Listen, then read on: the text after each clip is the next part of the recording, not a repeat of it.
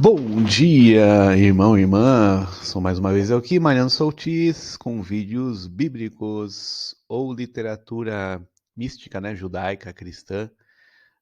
Mais uma vez falando da Bíblia, falando de assuntos religiosos, teológicos, místicos e outros. Recentemente estou lendo um livro judaico novamente, chamado do Ben Ishai. Ben Ishai é o Rabi Yosef, né? José, que seja a nossa tradução. E ele é um grande místico, um grande cabalista, muito interessante, né? Versado aí, claro, na Torá, né? Na nossa Bíblia, o Antigo Testamento. E ele é meio claro e evidente, é uma coisa interessante, né?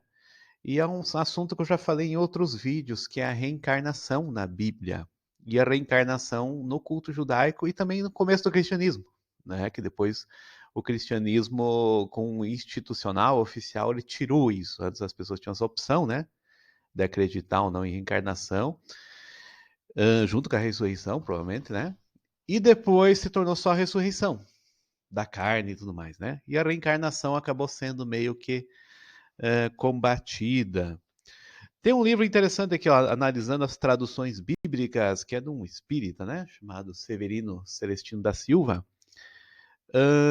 Tirando um pouco essa questão espírita em si, ele cita aqui também os rabinos, né? Os judeus da tradição hassidista, né? Que é a tradição desse autor que eu mostrei, do Ben Ishai.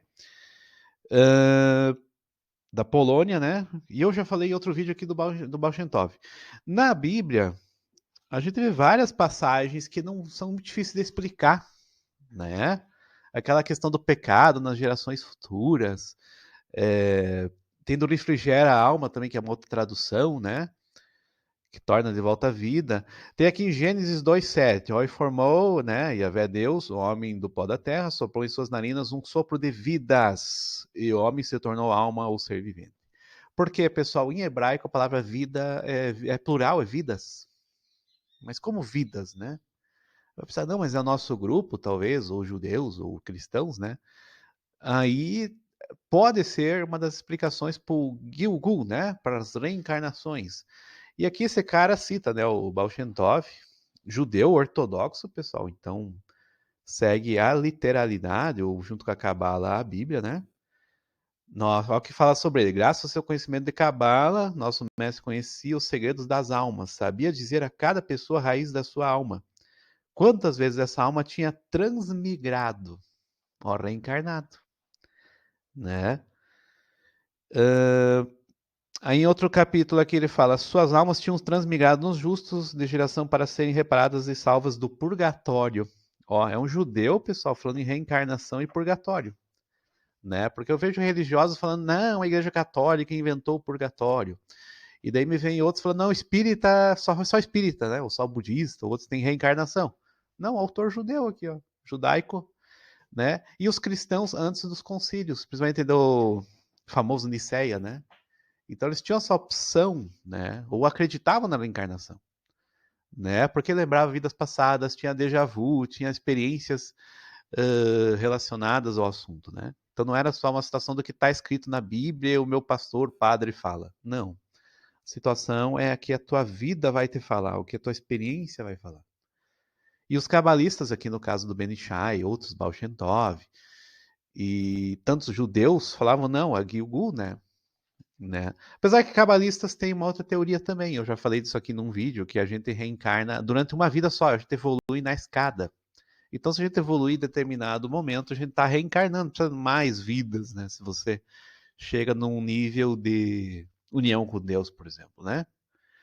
Num nível de adesão ao Criador, ou, né? Equivalência de forma, alguns cabalistas falam, já falei isso no outro vídeo. Né? Então, quando a Bíblia traz essas passagens sobre espírito, sopro da vida, várias situações aqui está falando a questão do Caim, né, vingado, as gerações futuras, os seus pecados e tudo. Claro que está falando das almas, não está falando só de um corpo. Né? O que tem a ver eu com o pecado do meu tataravô? Né? Nada a ver. Claro que foi uma transmigração da alma, meu tataravô, alguém lá, trisavô, e eu tô aqui de volta. Né? Tô aqui de volta para evoluir, para chegar nesse nível de transmigração ou Gilgul, que nem os judeus falam, né?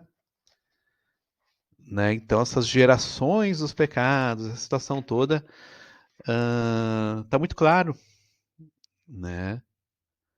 Pela situação das transmigrações de alma, né? A gente traz de volta, mesmo os justos, né? Ali falou o Bain Shai, mas tem alma de pecadores no justo e agora estão... Não, estão trabalhando também, está evoluindo na escada, né? Que é a tradição que eu gosto ali do Sulam, né? Tradição Sulam.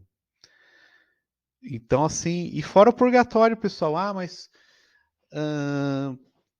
pra quê, né? O inferno eterno, não tem inferno eterno, o céu eterno. Não, tem purgatório, tem essas outras situações aqui, né? Que isso é judeu falando. Não, depois o cristianismo usa sim, o catolicismo, por exemplo. Claro, porque isso aí já é uma coisa que já estava sendo escrita, né, pelos judeus, né? Então os Clemente, Orígenes, esse pessoal da igreja patrística, né? Estavam dentro desse conhecimento também, né? Eles também liam isso, também aprendiam isso com os judeus.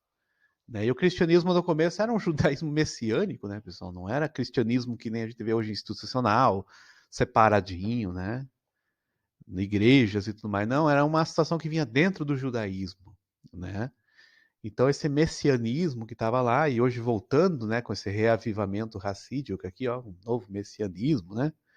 Já de consciência, o que a gente chama de Cristo cósmico em grupos esotéricos, é muito isso, né? Então a nossa alma reencarnando e ainda tendo contato com o Messias, o Mashiach cósmico, uma consciência de Cristo, né? Nós vivemos isso. E isso que daí acaba sendo o fim dos tempos, né? Porque aqueles tempos de pecado, tempos de dificuldade, né? Muitas dessas coisas aí acabam passando, né?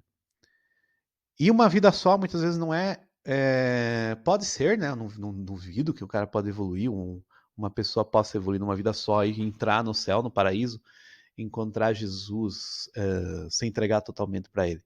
Não, esse não é o problema. O problema é que às vezes a pessoa não evoluiu para chegar nesse estado do reino dos céus, né?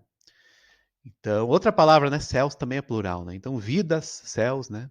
Do hebraico, né? Então é bem interessante as nossas Bíblias, nas traduções, com erros, né? Coloca no singular daí. Ou que naquele refrigera na minha alma, né? Que é outra passagem aqui também, que também é trazer de volta à vida, acho que é a tradução. Né? Eu já falei isso nos meus livros lá no Bíblia e Misticismo, no Bíblia e Tradição Oral, no meu livro Bíblia e Mistérios e outros, Bíblia e Cabala também, né? Até, que esses tempos alguém comprou aí, eu agradeço quem comprou meu livro Bíblia e Cabala e pode, com a coisa, quiser conversar comigo sobre o livro, né? Então, pessoal, isso é muito interessante, eu acho que tá aí, né? Não é eu que estou inventando, agora o Mariano é herege, tu vai pro inferno, né? Um colega aí, o irmão falou aqui no comentário dos meus vídeos, né? Não é bem assim, pessoal, né? Eu só estou repetindo o que esses estudos falam, né?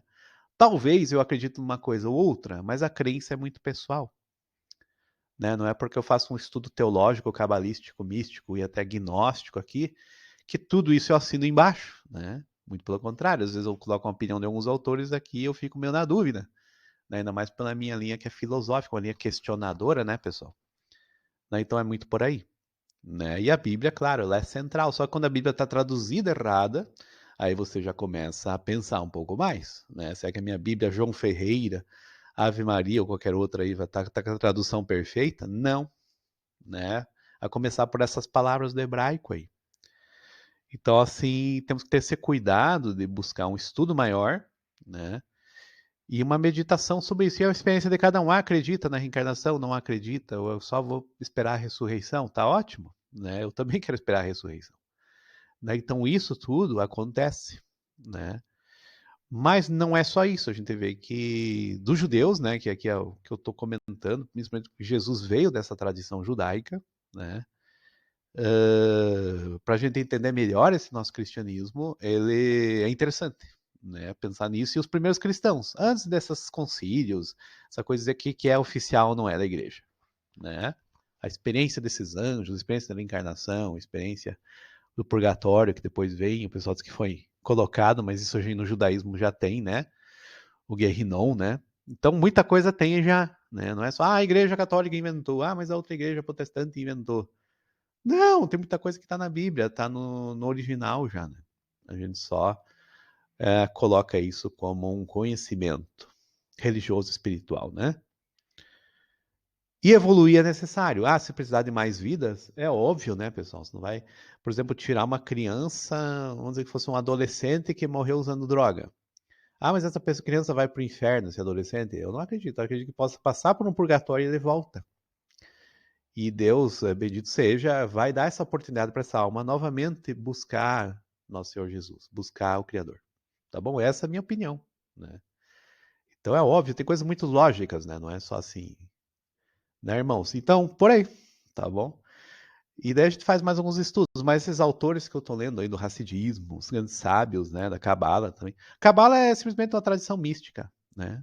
Mais aprofundada em nossa Torá ou Bíblia, né? Tá bom, irmãos? Até mais. Leiam meus trabalhos, vejam meus vídeos, inscrevam-se, curtam, né? Meus vídeos são às vezes pouco curtidos ou pouco visualizados. Aproveitem o conhecimento, porque eu, na verdade, passo isso de graça, né? Eu não coloco aqui nada assim que seja custoso para vocês, tá bom? Até mais, Deus vos abençoe. Estejam com nosso Senhor Jesus, né? Yeshua, e com o nosso Pai eterno, né? Yahu. E o Espírito Santo nos ilumine, né? Ruach HaKadosh. Até mais.